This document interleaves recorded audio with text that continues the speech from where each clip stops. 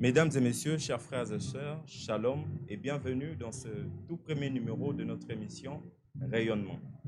Rayonnement est une émission qui travaille pour votre édification, votre épanouissement et surtout votre stabilité en Christ.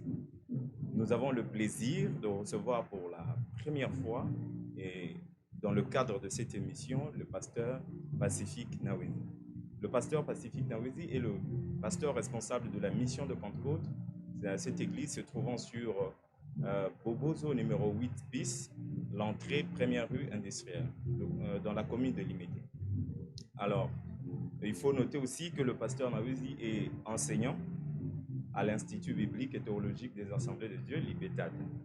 Aujourd'hui, nous avons l'immense plaisir et nous sommes très honorés de parler avec lui, ou bien qu'il nous parle un peu sur ce que nous devons connaître sur la Pâque. Je dis bonjour, pasteur. Bonjour, mon frère Prince.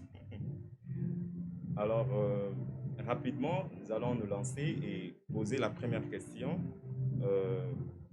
Pasteur, quand est-ce que pour la première fois dans la Bible, on parle de la Pâque? Et c'était dans quelles circonstances? Merci pour la question. Je suis déjà en train de réfléchir à l'intitulé de l'émission, Rayonnement. J'ai trouvé que c'est un très bel intitulé. Pour répondre à la question, la Pâque est mentionnée pour la première fois dans les Écritures lors de la sortie des enfants d'Israël d'Égypte. Nous sommes dans Exode au chapitre 12. Ils doivent immoler un agneau et ils doivent prendre le sang de cet agneau et l'appliquer sur les linteaux de leur porte de manière à ce que l'exterminateur ne puisse pas détruire les premiers-nés des enfants d'Israël.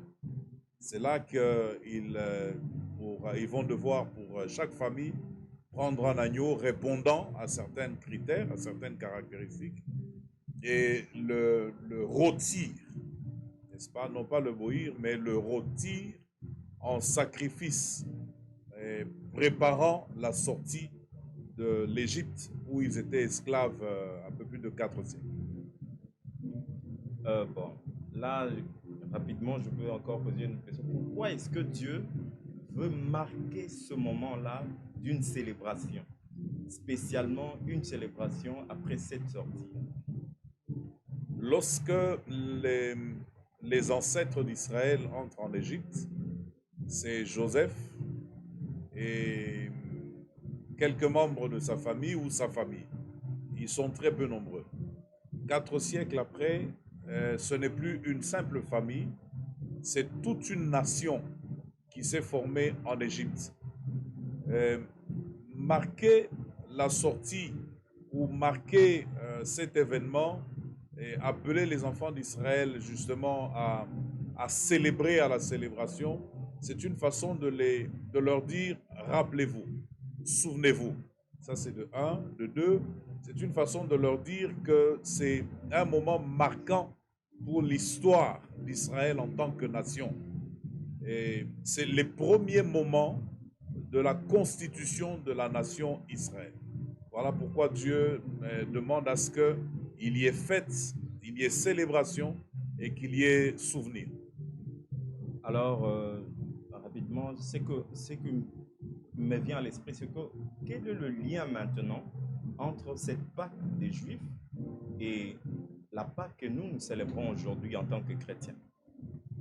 Les Juifs sont en train de fêter, c'est toute une nation qui fête, toute une nation qui est en train de célébrer et la délivrance, la sortie des enfants d'Israël d'Égypte, la délivrance de l'esclavage. La Pâque chrétienne, c'est plutôt les enfants de Dieu, chacun pour sa part, qui est en train ou plutôt de fêter son salut en Jésus-Christ.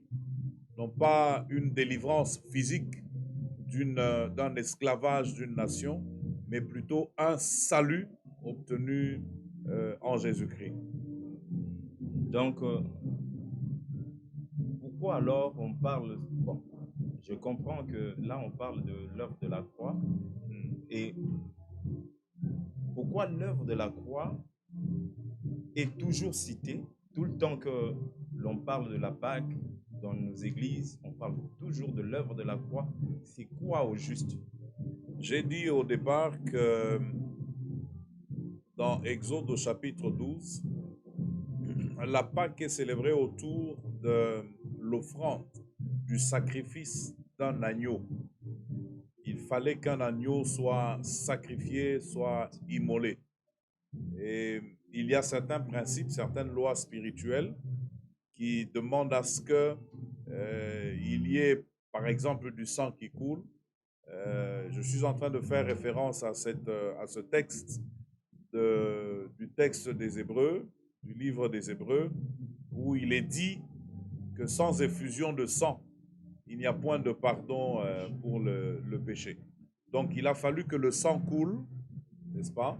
Et la croix, c'est le lieu où l'agneau, par excellence, l'agneau de Dieu, fait couler son sang, n'est-ce pas?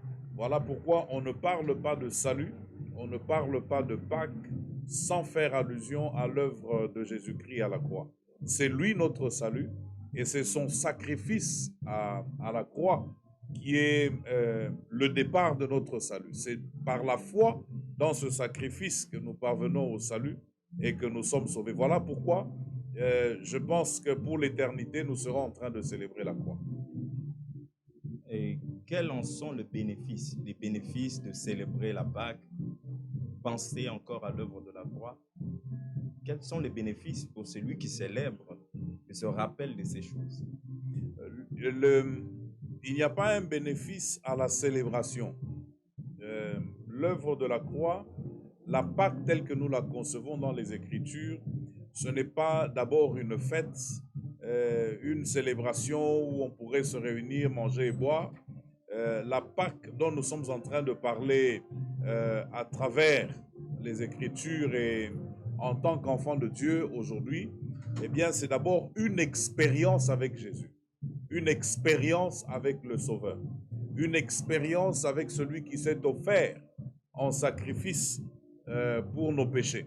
Donc, le bénéfice, c'est d'abord la connexion avec cette œuvre, la communion avec cette œuvre, l'identification à la foi plutôt dans ce que Jésus a accompli à la croix. C'est dans la mesure où j'ai foi dans ce que Jésus a accompli à la croix, c'est dans la mesure où j'ai foi dans l'œuvre salvatrice que je reçois en moi-même ou dans ma vie les bénéfices de ce que Jésus a accompli. Alors, très souvent, on nous parle de faire la paix avec Dieu, de faire la paix avec les autres pendant le moment de la célébration de la Pâque. Qu'est-ce que vous pouvez nous dire par rapport à faire la paix avec Dieu? Oui, déjà, ce que nous pouvons dire, c'est que pour faire la paix avec Dieu, nous n'attendons pas la Pâque. Pour faire la paix avec Dieu, c'est chaque fois que l'Esprit nous convainc, chaque fois que nous avons entendu la parole de Dieu, et chaque fois que nous pouvons nous mettre à genouiller, nous faisons la paix avec Dieu. Et la date que nous avons, c'est une date qui est un peu calquée du calendrier juif. La date en elle-même n'est pas le plus important. Le plus important, c'est l'expérience de la croix. Je crois que c'est ça le plus important. Faire la paix avec Dieu ne doit pas attendre une date. Faire la paix avec Dieu, c'est au quotidien. C'est au jour le jour que je suis en train de faire la paix avec Dieu. Au jour le jour que je me rends compte ou à tout moment que j'ai réalisé que ma conduite ou mon comportement n'honore pas Dieu, je me repens, je fais la paix avec Dieu. Certaines personnes disent que la Pâque est la plus grande fête chrétienne. Pourquoi ils disent ça? Bon, moi je dirais qu'il n'y a pas que la Pâque. Je dirais qu'il y a aussi la Pentecôte. La Pâque réunit tous les courants chrétiens dans le sens où tous ensemble nous croyons au salut en Jésus-Christ. N'est-ce pas? Tous ensemble nous sommes réunis à travers l'œuvre de la croix. Il y a des divergences peut-être pour les questions du genre baptême dans le Saint-Esprit et Pentecôte, il y a quelques divergences selon les courants dans lesquels on se trouve. Les baptistes, par exemple, ne croient pas la même chose que les pentecôtistes concernant l'expérience du baptême dans le Saint-Esprit, mais nous croyons tous la même chose quand il est question du salut en Jésus-Christ. De ce que Jésus-Christ a accompli à la croix, nous croyons tous la même chose. Tous, en tant que chrétiens, nous croyons la même chose. Alors, là, rapidement, est-ce que vous pouvez nous parler du programme de la Pâque au niveau de l'Église qui est prévu? Oui, cette année, nous avons une semaine, nous avons notre semaine de Pâques qui commence en principe le 26 mars, le 26 de ce mois. Et nous allons avoir notre grande célébration le 31. Nous aurons 2 cultes avec la Sainte Seine, mais tout au long de la semaine, on aura un séminaire, des enseignements et des moments de prière. Et voilà un peu pour le programme de la Pâque cette année-ci. Aujourd'hui, chers frères et sœurs, nous n'allons pas être très très longs et nous avons voulu quand même circonscrire ce programme. Alors, nous vous demandons de liker, de partager et d'envoyer vos questions. Nous allons poser vos questions encore une fois chez le pasteur, dans les amener sur tous les thèmes qui vous tiennent à cœur, mais surtout, s'il est possible pour vous de venir à l'église, venez sur cette avenue que nous vous avons donnée, Bobozo numéro 8. Vous entrez par la première rue industrielle. Nous sommes là. Le pasteur est là. Il va vous recevoir et nous allons vous recevoir. Nous parlerons de ce qui vous dérange ou des questions que vous voulez poser. Et voilà, soyez bénis, rayonnez là où vous êtes, transmettez la grâce de Dieu. Que le Seigneur vous bénisse. Pasteur, vous avez un dernier mot pour ce soir?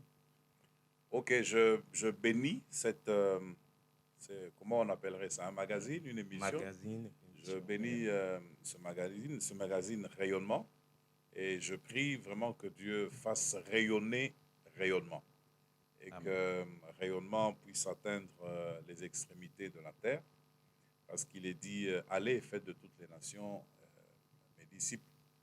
Et c'est à travers non seulement la prédication de la parole, les moments d'évangélisation, mais c'est aussi à travers euh, euh, des émissions comme celle-ci, des émissions comme Rayonnement. Nous bénissons Rayonnement et nous nous encourageons tous ensemble à être fans de Rayonnement. Bonne fête de Pâques à tous et soyez les bienvenus à la mission de Pentecôte. Merci à vous.